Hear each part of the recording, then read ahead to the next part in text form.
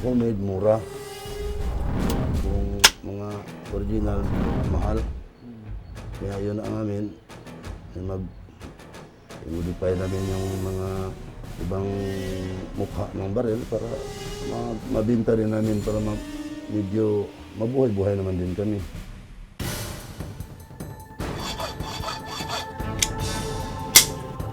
Kasi pag ganito, malapit na ang eleksyon, marami talagang naghanap. Minsan kukulangin kami sa stock na bigay sa kanila. Yan mga high power, binibili nila yan. Kasi protection daw sa kanilang kandidatura.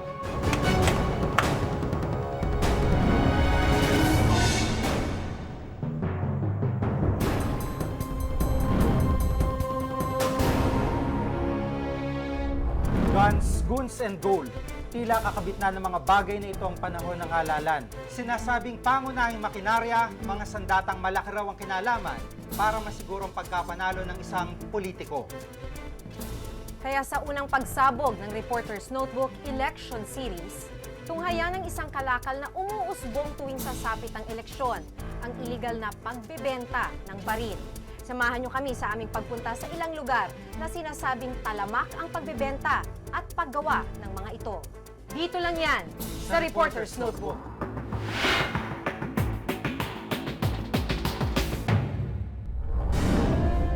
May kasabihang political power comes from the barrel of the gun, o ang kapangyarihan sa gatilyo ng baril nagmumula. Ngayong malapit na ang halalan, mapatotohanan kaya ang kasabihan?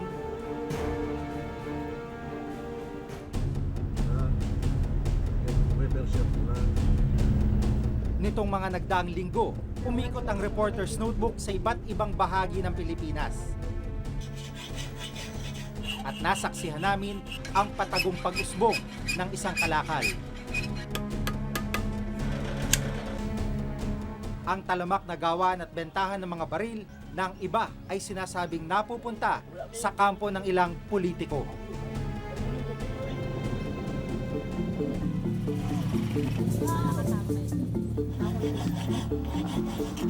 Noon pa man, kilala ng pagawaan ng baril ang ilang mga lugar sa Danao sa lalawigan ng Cebu.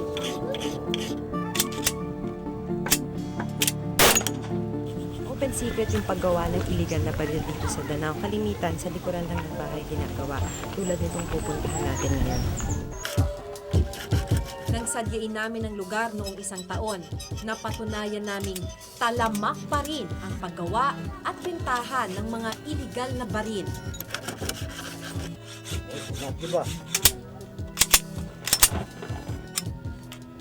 Dito, manong-manong ginagawa ang matataas na kalibre ng baril mula sa pistol at handgun hanggang sa mahahabang armas. Noong nakaraang linggo, bumalik kami sa Danao. Wala pa rin halos nagbago.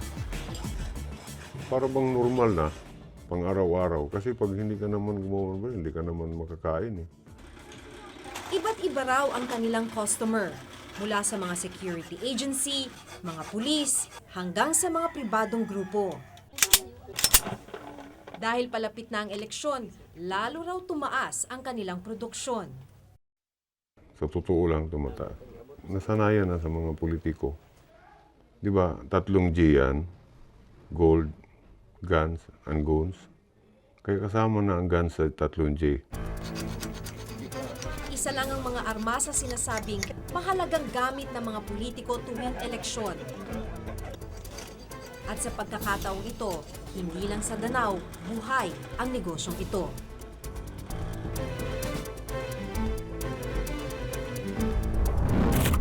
Piyesa-piyesa raw kung magbenta si Melchor. At dahil marami naghahanap, di hamak na mas mahal daw ang presyo ng mga baril kapag malapit na ang eleksyon. Marami talaga mag-order yan sa amin, sir. Kasi gamitin talaga niya sa protection.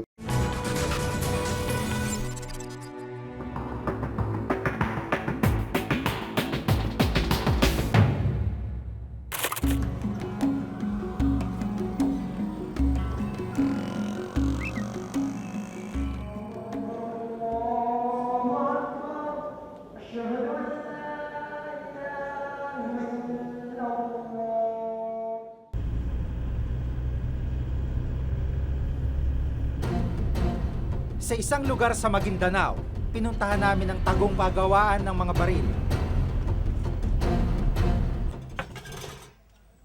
Sa maliit na kubong ito, iba't ibang materyales sa paggawa ng baril ang makikita. Kabilang dito ang isang gato o pang-ipit sa mga bakal. Dito ay mano-manong ginagawa ni Mang Danny ang maraming klase ng baril, mapapistol man o Armalite rifle.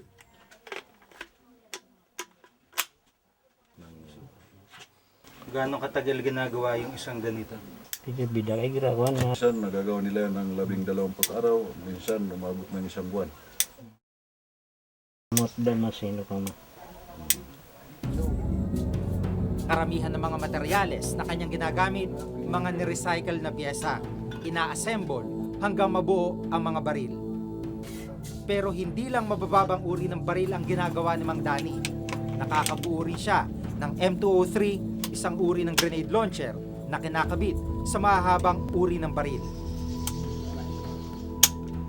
Kira ko na wan. Terus labis siya pulo pa ma. Sino mag-aakala na sa loob ng maliit na kubong ito nakakabuo sila ng grenade launcher na kagaya nito at anti-tank weapons na napupunta sa kamay ng ilang mga politiko?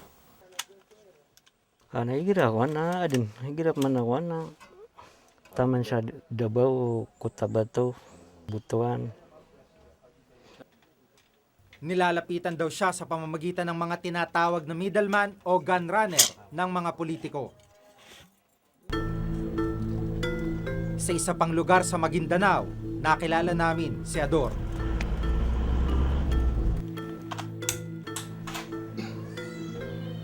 Sampung taon na siyang gun runner.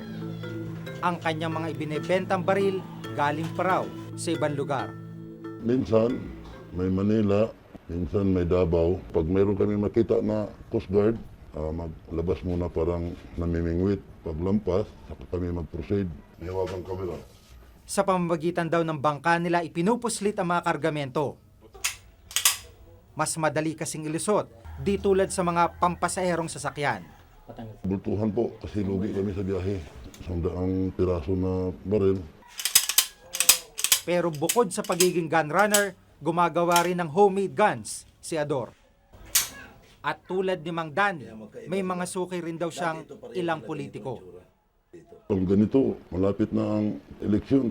Marami talagang naghanap. Minsan kukulangin kami sa stock pambigay sa kanila. Yung mga high power, binibili nila yan. Kasi protection daw sa kanilang kandidatura.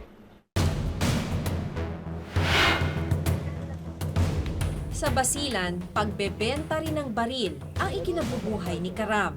Para sa kanya, sagana ang pamumuhay tuwing eleksyon. Tumataas kasi ang bentahan ng mga armas. Tumaas at saka nagmahalin ang baril, bentahan ng baril. Dati yung presyo ng M16, pinakamababa ay 35,000. Ngayon maabot ng 50,000 ang ano. Dahil sa kakulangan, kuminsan kulang din ang stock. Di hamak na mura raw ang mga baril na kanyang ibinibenta.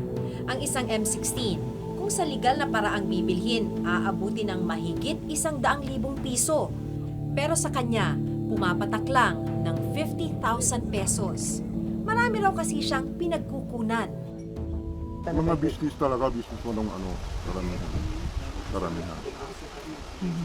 Pero kinukuha galing sa ano rin yan, ang mga army, yung mga sa PNP, meron din. Iba-iba rin daw ang mga kliyente ni Karam, mula sa mga organisadong grupo hanggang sa mga sibilyan. At tuwing eleksyon, mga politiko rin daw ang kanyang mga pangunahing parokyano.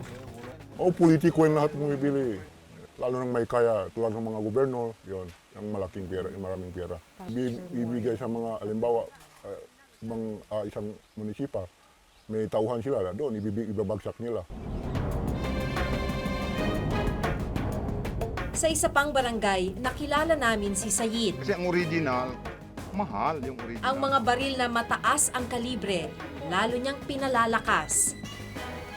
Tulad ng mga M16 Armalite na ginagawa niyang M203 assault rifle. Paano nga pala po kayo natutong gumawa ng baril? Kunin namin yung original, titingnan namin kung paano ang ginagawa. Ang mga bala naman ng 6mm mortar, ginagawa niyang rocket-propelled grenade o RPG. Hindi tulad ng malalaking kumpanyang gumagawa ng baril.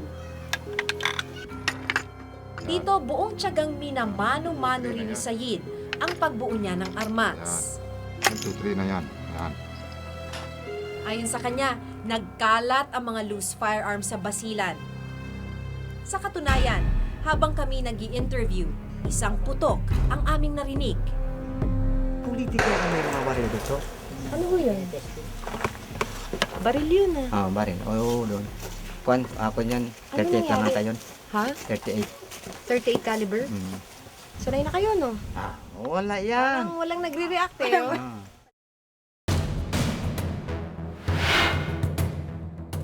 Isa ito sa mga karatulang nadaanan namin dito sa Lanao del Sur. Pero pagdating sa armas ang pag-uusapan dito sa Mindanao, tila hindi sapat ang mga karatulang gaya nito.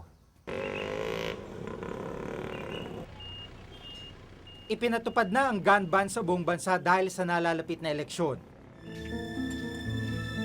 Sa ilalim ng batas, maaaring makulong ang sino mang lumabag nito ng mula 1 hanggang 6 na taon.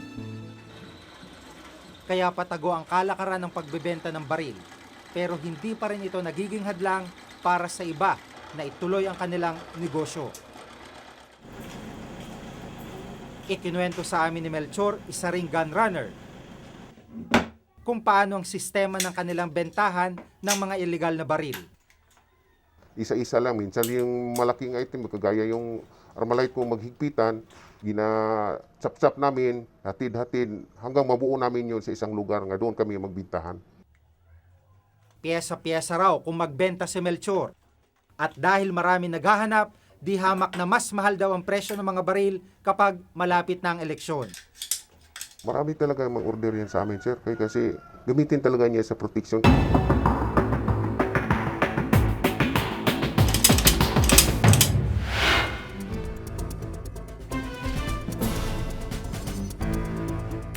Ito ang gamit ni na Osama Bin Laden at saka yung sa mga Iraq, Afghanistan, sa Iraq. Ito ang gamit. Kahit sa Lebanon.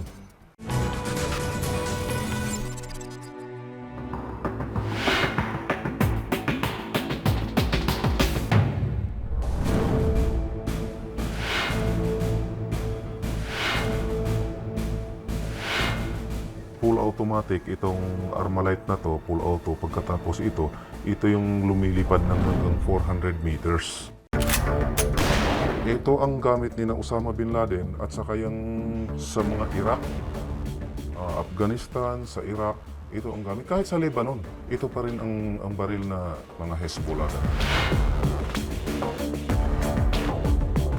Hindi ito imbakan ng mga baril ng mga pulis o militar. Pero samot-saring high-tech at matataas na uri ng baril ang makikita. Ilan lang ito sa mga baril na pagmamayari ng miyembro ng isang pamilyang nasa politika sa Maguindanao. Maganda ang caliber nito ay 30 caliber ang bala nito. Ito ang machine gun na ginagamit nila noon. Matagal nang nasa politika ang pamilya ni Ruben. Aminado siyang bumibili ng mga baril para sa kanyang pamilya. Bilang paghahanda sa nalalapit na halalan, nagpapalakas pa siya ng kanilang mga armas. Para raw ito sa kanilang seguridad sa init at tindi ng sitwasyon sa kanila. Kailangan namin na mayroon kang bodyguard, mayroon kang baril. Upang sa ganun naman ay magkaroon din sila ng kahit na papaanong alanganin. Mag-aatubili rin yan tatambang kung sakaling heavily guarded. Ayon kay Ruben, normal ang pagkakaroon ng maraming baril sa isang pamilyang nasa politika sa kanilang lugar. Hihira ka makakakita siguro ng politiko dito na yung bang walang sariling private army, walang sariling baril. Umaabot na raw sa 500 ang kanilang armas. May papeles ang 100 sa mga ito, pero ang karamihan wala raw. Ayon kay Ruben, pangproteksyon lang ang gamit ng kanilang mga armas. Hindi raw nila ito ginagamit sa pang-aabuso at pananakot ng mga tao. Napakahalaga ng buhay natin. Kahit napapaano kapag tayo ang kinanti, naturalmente yung kumbaga gaganti tayo. Re-rest back tayo sa ganon. Pero hindi ibig sabihin na kahit na marami tayong baril, yung bang mangingibabaw tayo sa batas.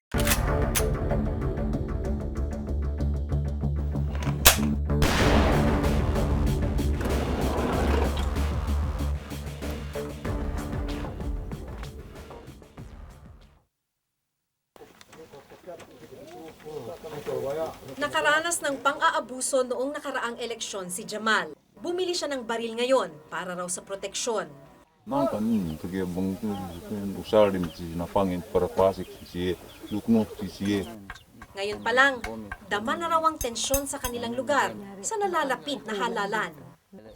Kaya ko ito mag-anuan begini ba? Mag-anuan be, hintin. Ini kaya magdiataan be mong kita nungin magagaw ki kawase. Nausang kan pindain sa andan siya magandang panyap de pigi na bang tek koleksionin sindain magsasaw na de sinasaw sindahin.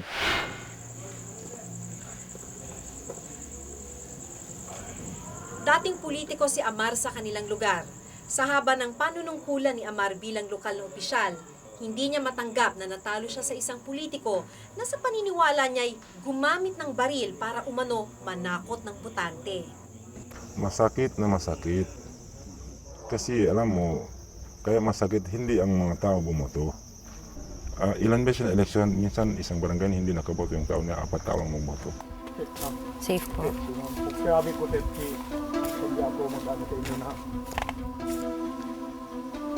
Papunta tayo sa isang kampo ng Lost Command.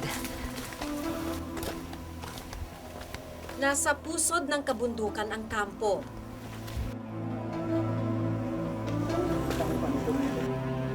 Armadong grupo daw tong mga to, pero hindi sila pumapanig kung MILF man o Abu Sayyaf.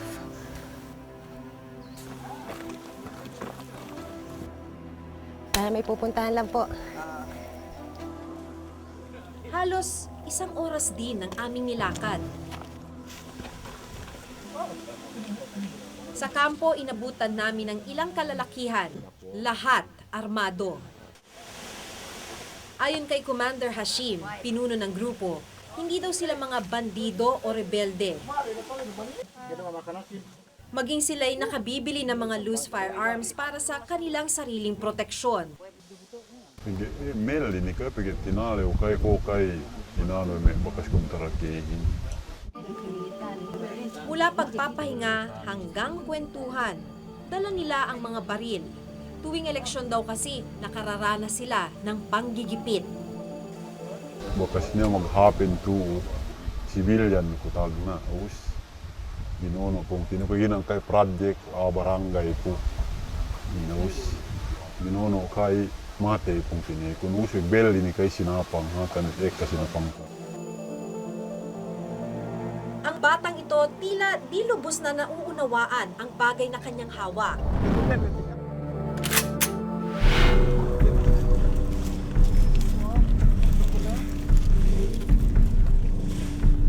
Sinasamahan nila tayo pababa ng bundok kasi sa mga oras daw na ito, baka may makasalubong na ibang grupo. Delikado daw para sa amin.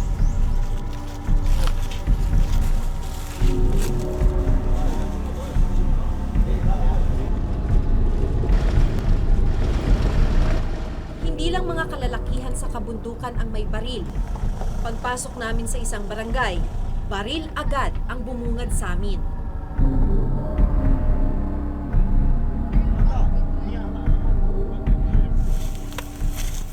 Yung mga baril na nadadaanan natin, napaka-casual, nakasabit lang sa labas, hindi nakatago. Sa bahay na ito, nakalabas lang ang baril sa may papag, habang ang may-ari, payapang nahihimbing. May mga baril ding nakatago sa bigasan, habang ang iba, tila palamuti na nakasabit sa loob ng bahay.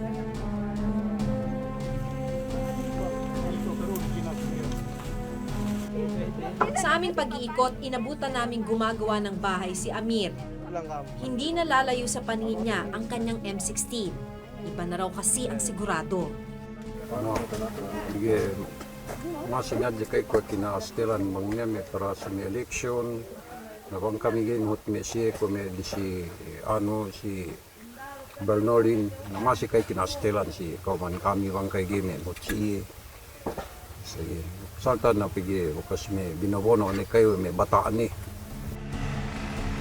Kwento niya sa amin, bumili siya ng baril matapos magkaroon ng di pagkakaunawaan sa nakaraang barangay election. Ang simpleng girian na uwi sa karahasan. Meron kaya pa, kaya di kayo sa pagbunti na luwis, kami siya na parang pagpamiwa nila, hindi din makiwi. Sa insidenteng yun, namatay ang kanyang manugang. Kaya pangako niya sa sarili, maging handa sa lahat ng pagkakataon. Nalali ko para ano andyan yan. Para pag ano pa dyan sini, lahat ko, si Barano ko, Usbawaris ko, alawi ang mga pente na suhob na pamane barangay kami de.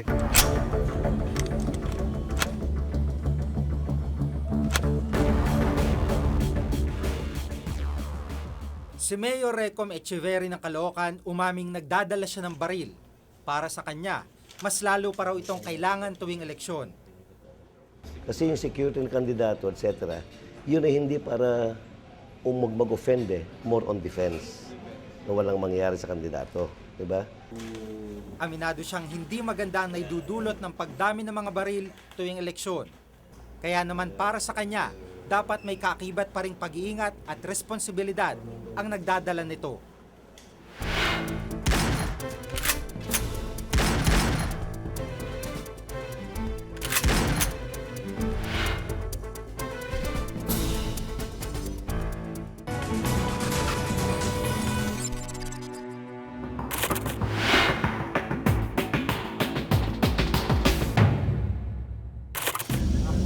Nakababahala na tila nasa kultura na ng politika ang pagkakaroon ng mga armas tuwing eleksyon.